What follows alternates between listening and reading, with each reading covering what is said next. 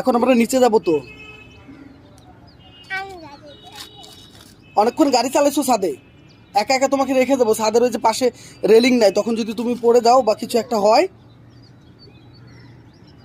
হ্যাঁ, অনেকক্ষণ গাড়ি চালাইছো, এখন চলো নিচে যাই। হ্যাঁ, তুমি না গুড গার্ল? কি বলো আগে বলো, মন খারাপ করবা? মন খারাপ করবা? মন খারাপ করো না, তুমি অনেকক্ষণ গাড়ি চালাইছো না, বলো ইয়েস অর নট বলো। নো বলতেছো কেন? অনেকক্ষণ গাড়ি চালাইছো না, মিথ্যা বলতেছো। অনেকক্ষণ গাড়ি চালাইছো না,